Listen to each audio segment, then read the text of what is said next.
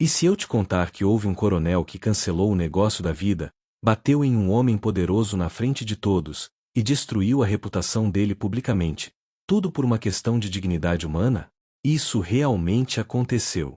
E a história que você vai ouvir agora vai te deixar sem palavras. Antes de começarmos, me diz aqui nos comentários, de qual cidade você está assistindo agora. Quero saber onde estão os ouvintes dessa história incrível. E se você curte histórias emocionantes e impactantes, se inscreve no canal e ativa o sininho para não perder nenhuma narrativa. Agora sim, vamos à história da Fazenda Santa Clara. O sol de abril caía como bronze derretido sobre os cafezais da Fazenda Santa Clara, e entre as fileiras intermináveis de pés de café, uma figura feminina se movia com graça peculiar.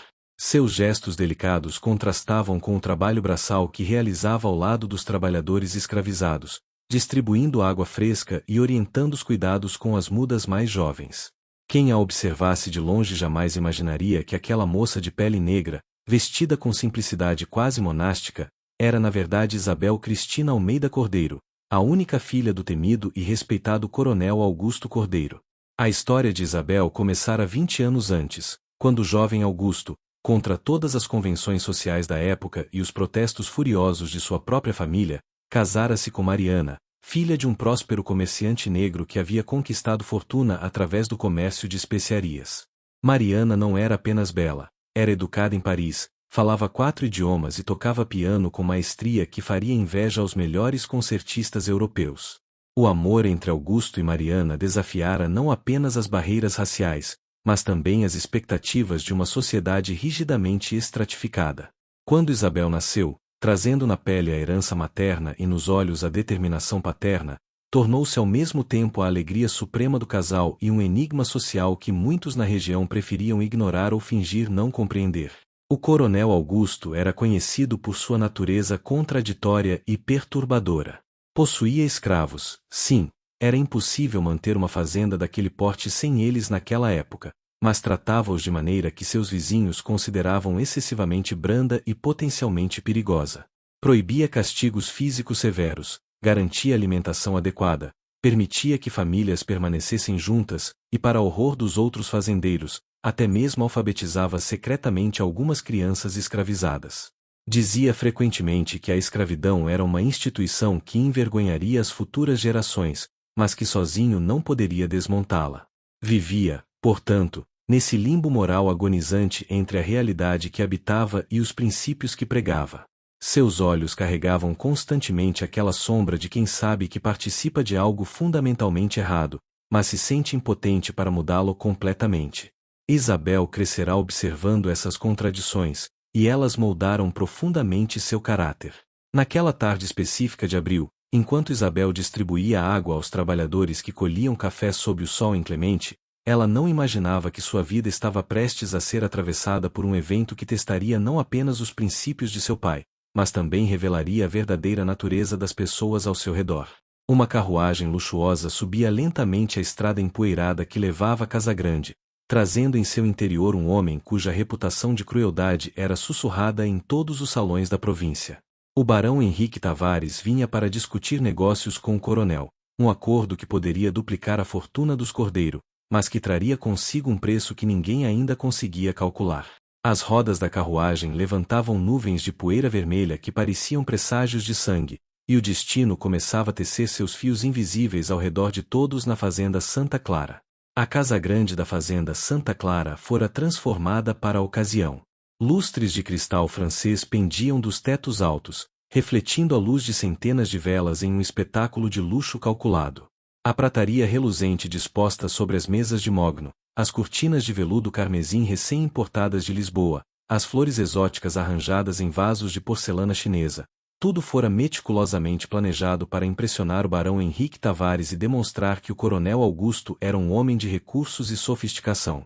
A festa reuniria a elite local, fazendeiros, políticos, comerciantes prósperos e suas esposas enfeitadas como árvores de Natal, todas ansiosas para observar de perto o encontro entre dois dos homens mais poderosos da região. Mariana, a esposa do coronel, supervisionava os preparativos com a precisão de um general planejando uma batalha. Apesar de sua pele negra, ou talvez exatamente por causa dela, Mariana sempre se apresentava de maneira impecável, consciente de que qualquer deslize seria amplificado 1000 vezes pelos olhares julgadores da sociedade. Usava seus vestidos mais elegantes, suas joias mais impressionantes, falava com dicção perfeita e demonstrava uma erudição que deixava muitas damas da aristocracia local envergonhadas de sua própria ignorância. Naquela noite, escolheram um vestido azul turquesa que realçava sua postura majestosa. Mas havia uma preocupação constante em seus olhos enquanto observava Isabel ajudando nos preparativos. Minha filha, dissera ela naquela manhã, hoje você deve permanecer no salão principal, entre os convidados. Não desça para as dependências dos trabalhadores. Não ajude na cozinha. Esta noite, você precisa ser vista como quem realmente é. Isabel havia concordado com a cabeça, mas ambas sabiam que ela raramente seguia completamente tais instruções. O barão Henrique Tavares chegou ao entardecer, quando o céu estava tingido de laranjas e púrpuras dramáticos. Era um homem alto, de ombros largos, com cerca de 45 anos, bigodes fartos e olhos que pareciam avaliar o valor monetário de tudo que observavam.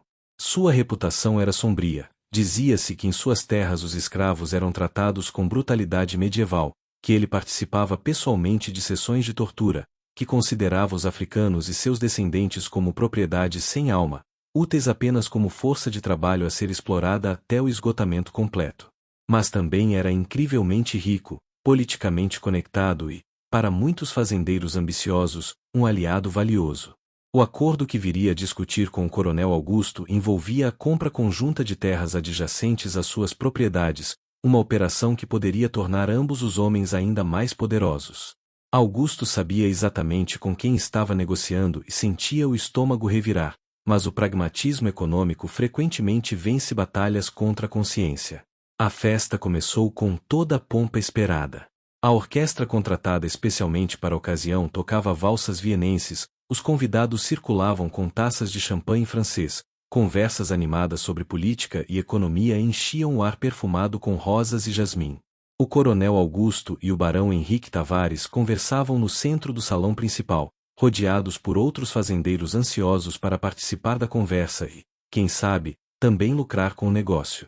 Isabel apareceu brevemente no salão, elegante em seu vestido de seda verde esmeralda, cumprimentou educadamente os convidados com o francês fluente que aprenderá com a mãe, e depois, quando ninguém mais prestava atenção, escorregou discretamente para fora. Havia trabalhadores que precisavam de cuidados médicos básicos, crianças que ela ensinava a ler secretamente, e a festividade dos senhores não mudava as necessidades dos que viviam nas senzalas. Esse único gesto de compaixão, esse momento de humanidade simples, desencadearia uma sequência de eventos que mudaria tudo. O barão Henrique Tavares escusou-se educadamente da conversa, alegando necessidade de tomar ar fresco após o jantar abundante. A verdade, que ele não compartilhava com ninguém, era que tinha o costume de inspecionar as propriedades que visitava, particularmente interessado nas escravas jovens. Era um hábito repugnante que exercia livremente em suas próprias terras e que esperava poder exercer também ali. Saiu pelos fundos da Casa Grande, caminhando pelas áreas menos iluminadas, seus olhos adaptando-se gradualmente à penumbra. Foi então que a viu, uma jovem negra de beleza extraordinária, curvada sobre uma criança, aparentemente cuidando de um ferimento no joelho do menino. Ela falava com doçura, limpava o machucado com panos limpos, aplicava uma pomada caseira. O vestido de seda que usava intrigou o barão momentaneamente, era elegante demais para uma escrava comum, mas ele rapidamente racionalizou que devia ser alguma mucama favorecida, talvez até mesmo uma concubina do coronel que recebia melhores roupas como recompensa. O que aconteceu nos minutos seguintes foi uma combinação tóxica de arrogância, racismo e senso de propriedade que homens como o barão carregavam como segunda natureza. Ele se aproximou silenciosamente de Isabel, e quando ela finalmente percebeu sua presença e se levantou, ele já estava perto demais. Você é muito bonita para estar perdendo tempo com isso aí, disse ele, fazendo um gesto desdenhoso para a criança. Venha comigo. Seu senhor não se importará que eu tome emprestada uma de suas negras por algumas horas. Isabel sentiu o sangue gelar. Tentou explicar quem era, mas o barão a interrompeu com um riso cruel. Todas vocês inventam histórias. Não perca meu tempo. Ele a agarrou pelo braço com força brutal, e quando Isabel tentou resistir, chamou 2 de seus capangas que o acompanhavam discretamente. Levem ela para um dos quartos de hóspedes nos fundos. E não deixem que ela faça escândalo. Isabel lutou, mas os homens eram fortes e treinados em subjugar pessoas. Eles a arrastaram por corredores secundários, longe das áreas onde a festa acontecia, longe dos ouvidos que poderiam escutar seus protestos abafados. O pânico que Isabel sentiu naqueles momentos era diferente de qualquer coisa que já experimentara. Não era apenas medo físico da violência iminente, mas também a compreensão súbita e visceral do que significava ser vista não como pessoa, mas como objeto. Toda sua educação, toda sua dignidade, toda sua identidade eram instantaneamente anuladas pela cor de sua pele na percepção daquele homem. Era isso que os escravos na fazenda sentiam diariamente, compreendeu ela em um flash de empatia dolorosa. Essa era a realidade contra a qual seu pai lutava com suas reformas modestas, essa era a máquina de desumanização que transformava seres humanos em mercadorias. O quarto para onde a levaram era modesto mas limpo, usado geralmente para acomodar visitantes de menor importância. Os capangas a empurraram para dentro e saíram, fechando a porta. Isabel ouviu a chave girar na fechadura. Momentos depois, a porta se abriu novamente e o barão Henrique Tavares entrou, trancando-a atrás de si. Havia uma expressão em seu rosto que misturava luxúria e crueldade, o olhar de um predador diante de uma presa indefesa. Vamos deixar uma coisa clara, disse ele, aproximando-se dela enquanto Isabel recuava até encostar na parede. Você pode tornar isso fácil ou difícil para você mesma. Eu sempre consigo o que quero, de um jeito ou de outro. Ele estendeu a mão para tocar o rosto de Isabel, e foi nesse momento exato, nesse segundo congelado no tempo onde o pior estava prestes a acontecer, que a porta do quarto explodiu aberta com um estrondo que fez o barão se virar bruscamente, o rosto subitamente pálido de surpresa e, pela primeira vez naquela noite, algo que se parecia remotamente com medo. O coronel Augusto Cordeiro havia notado a ausência simultânea de sua filha e do barão depois de alguns minutos. Inicialmente pensou ser coincidência, mas um instinto paternal insistente o fez procurar por Isabel. Quando Mariana mencionou casualmente que vira a filha saindo em direção às dependências dos trabalhadores, e outro convidado comentou ter visto o barão também seguindo naquela direção, o coronel sentiu um aperto no peito. Conhecia a reputação de Henrique Tavares. Conhecia as histórias sussurradas sobre suas depravações. E conhecia, dolorosamente, como a sociedade olhava para sua filha. Não importava quantas línguas ela falasse ou quão refinada fosse sua educação, para muitos ela seria sempre apenas uma negra. Augusto saiu do salão apressadamente, seguindo a intuição e os relatos vagos de servos que haviam visto movimentação em comum. Seu coração batia com força crescente no peito, um tambor de guerra anunciando batalha. Quando finalmente encontrou os capangas do barão guardando uma porta nos fundos da casa, soube imediatamente. Não fez perguntas. Simplesmente empurrou os homens com força surpreendente para alguém de seus 50 anos, chutou a porta trancada com violência que a fez abrir em uma explosão de madeira estilhaçada, e entrou na cena que confirmou seus piores pesadelos. O barão Henrique Tavares com as mãos sobre sua filha, Isabel encurralada contra a parede, os olhos dela brilhando com lágrimas de humilhação e terror.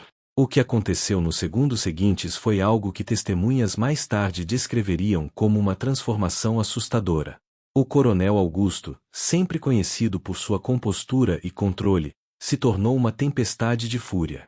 Cruzou o quarto em 2 passadas longas, arrancou o barão de perto de Isabel com força que jogou o homem maior contra a parede oposta, e começou a socar seu rosto repetidamente. Como você OSA? Rugiu, sua voz ecoando pelos corredores, fazendo a música no salão parar abruptamente. Como você OSA tocar minha filha? O barão, atordoado e sangrando do nariz, tentou se defender. Eu não sabia. Pensei que ela era uma escrava. Ela estava com os escravos. Mas essas palavras, que talvez ele imaginasse como desculpa, apenas intensificaram a fúria de Augusto. O coronel parou de socar o barão, mas apenas para agarrá-lo pela gola e aproximar seus rostos até que estivessem a centímetros de distância. Quando falou, sua voz saiu baixa, mortal, mais aterrorizante que qualquer grito. Mesmo se ela fosse uma escrava, sua besta imunda, você não tem direito de tocar em ninguém nesta propriedade sem consentimento. Mesmo se ela fosse escrava, ela seria um ser humano, não um objeto para seu uso. Você acha que ter dinheiro e título lhe dá direito sobre os corpos alheios? Você acha que pode entrar na minha casa, na minha festa, e violar qualquer pessoa que veja porque acha que tem poder para isso?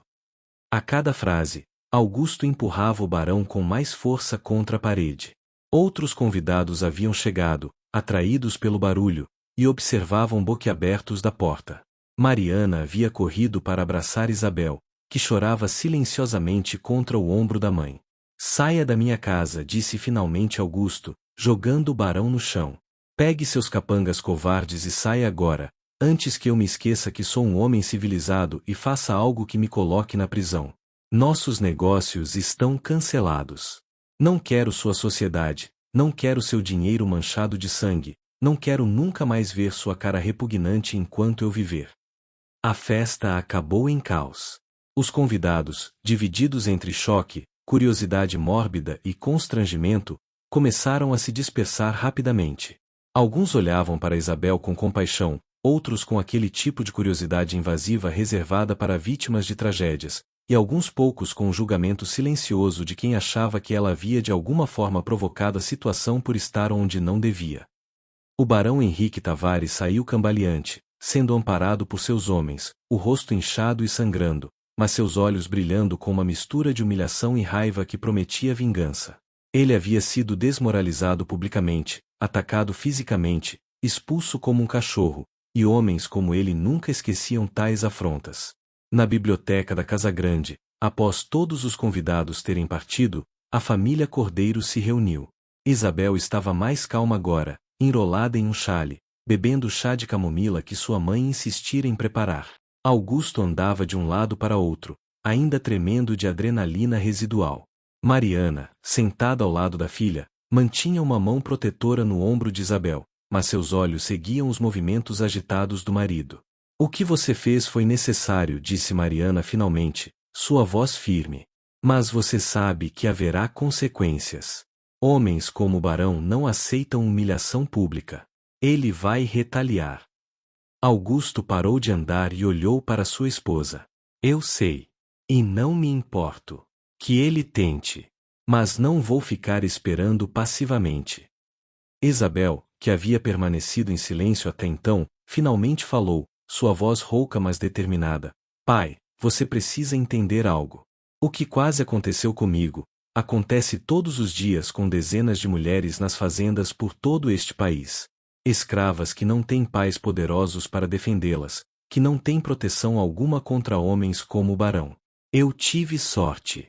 Sorte de nascer em uma família rica, sorte de ter pele negra mas privilégios brancos, sorte de você ter chegado a tempo. Mas e as outras? As mulheres nas senzalas, nas casas grandes, nos campos? Ela olhou diretamente para o pai, e naquele momento Augusto viu nela uma força que reconheceu tanto de si mesmo quanto de Mariana. Se você vai se tornar inimigo do barão de qualquer forma, se vamos sofrer retaliação independentemente, então por que não fazer valer a pena? Por que não denunciá-lo publicamente? Por que não expor suas brutalidades?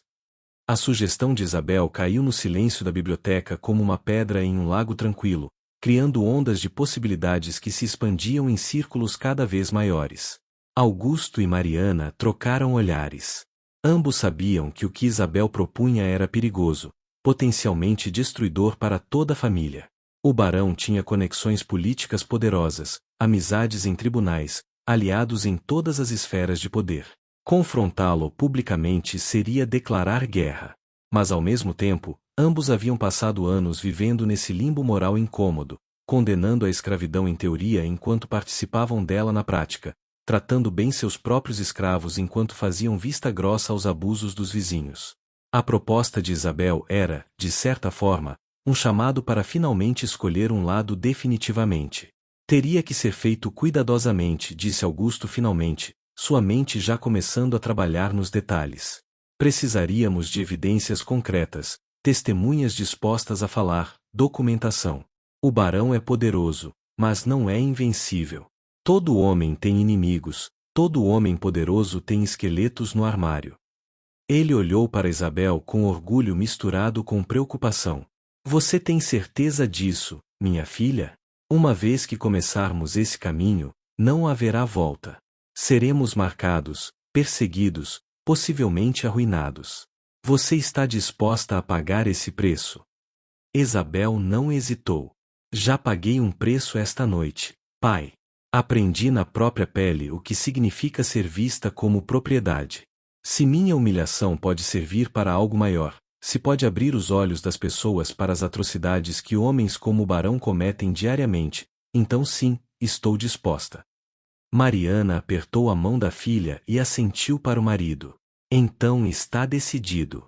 Vamos à guerra.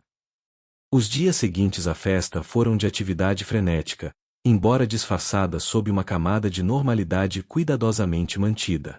Publicamente, o coronel Augusto continuava administrando sua fazenda como sempre, recebendo visitantes, supervisionando a colheita. Mas privadamente, havia se transformado em algo entre um detetive e um advogado, reunindo meticulosamente evidências contra o barão Henrique Tavares. Augusto começou discretamente a fazer contatos com outros fazendeiros que tinham desavenças com o barão, negociantes que haviam sido enganados por ele, políticos que invejavam seu poder. Descobriu rapidamente que não faltavam pessoas dispostas a falar mal do barão, desde que tivessem garantia de anonimato e proteção contra a retaliação. O que Augusto descobriu durante suas investigações foi pior do que imaginara. O barão não era apenas brutal com seus escravos, era um psicopata calculista que parecia obter prazer sádico do sofrimento alheio. Testemunhas relataram sessões de tortura que duravam horas, estupros sistemáticos de escravas que depois eram vendidas quando engravidavam, separação cruel de famílias como forma de punição, trabalho forçado até a morte de crianças e idosos. Uma vendedora de tecidos na cidade, que fornecia panos para a fazenda do barão, contou aterrorizada sobre as manchas de sangue permanentes que via nas roupas enviadas para lavagem.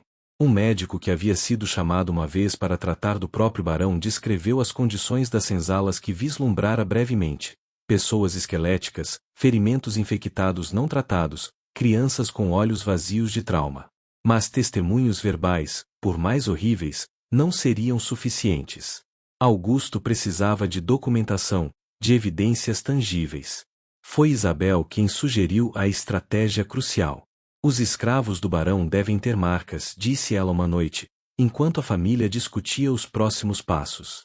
Cicatrizes de açoitamentos, ferimentos permanentes. E deve haver registros de mortes, de escravos que fugiram mas na verdade morreram sob tortura. Se conseguirmos acessar os livros de registro da fazenda dele, ou mesmo fazer com que algum escravo fugido testemunhe. Era arriscado, extremamente arriscado. Mas Mariana, usando sua rede de contatos entre os comerciantes negros ricos da região, conseguiu estabelecer comunicação com a rede clandestina que ajudava escravos fugitivos. Através desses canais, alcançaram 2 homens que haviam escapado da fazenda do barão anos antes e viviam escondidos em comunidades quilombolas nas montanhas. Quando esses 2 homens concordaram em dar testemunho, mesmo sabendo dos riscos, o caso começou a ganhar substância real. Eles forneceram detalhes específicos, nomes de escravos que haviam sido torturados até a morte, descrições de castigos específicos, informações sobre um porão especial na casa grande do barão onde ele mantinha uma espécie de câmara de tortura privada. Um deles, chamado Benedito, tinha costas cobertas de cicatrizes entrecruzadas de tantos açoitamentos que a pele parecia um mapa de guerra.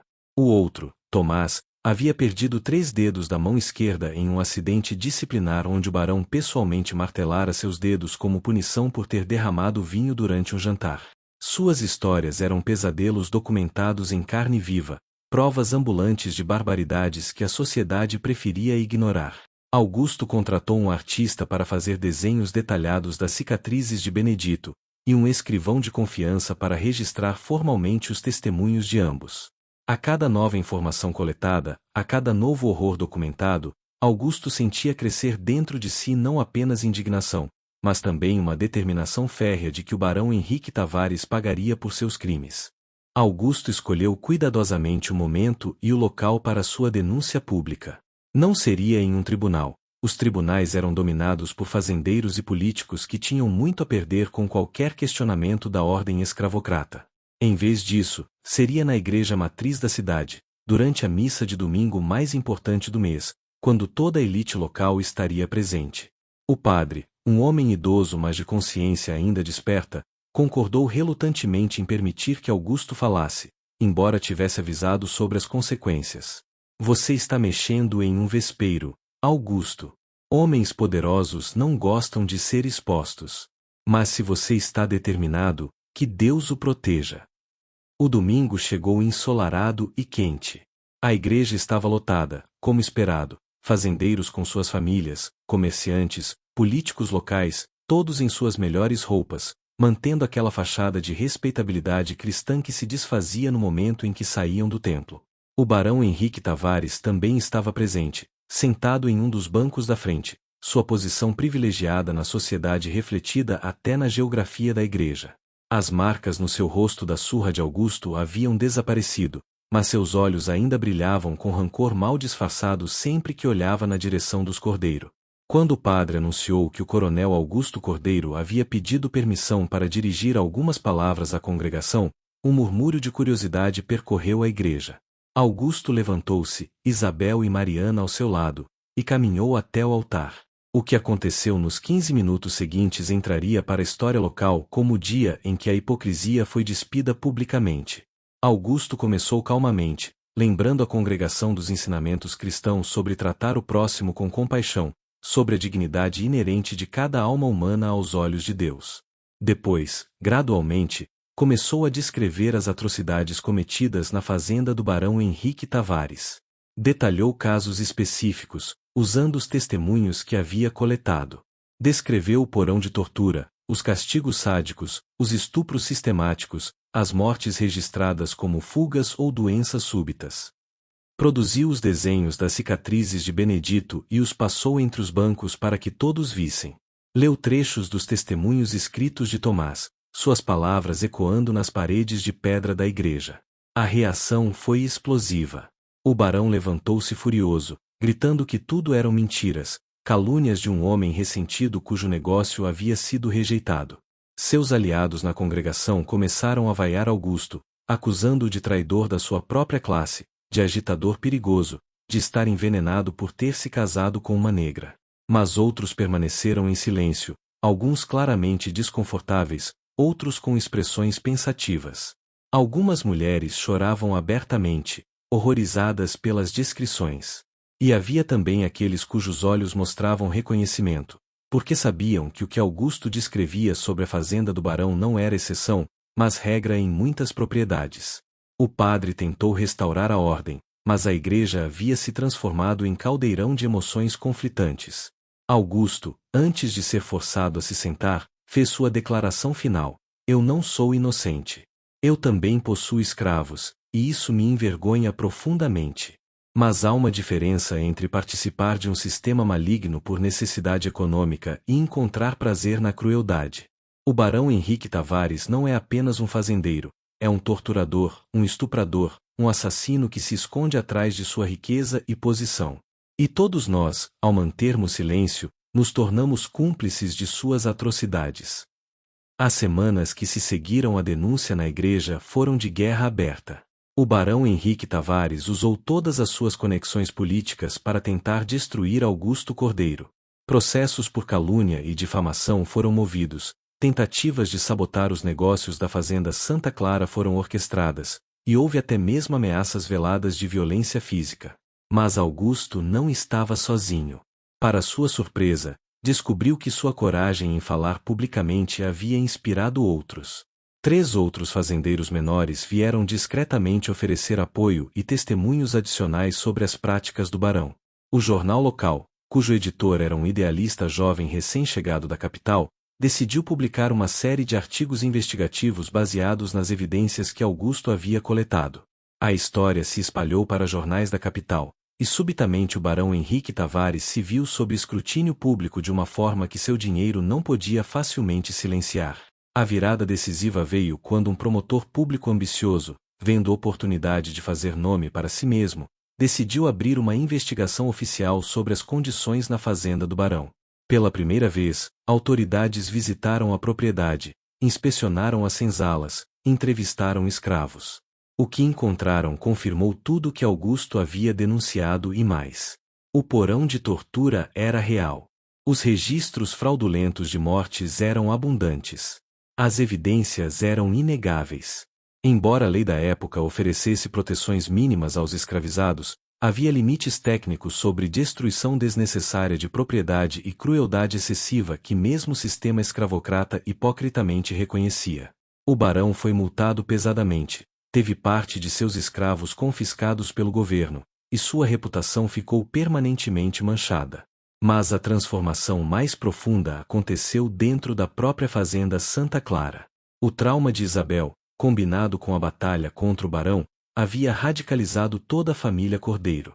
Augusto começou um processo gradual de libertação de seus escravos, oferecendo-lhes contratos de trabalho remunerado e terra para cultivar.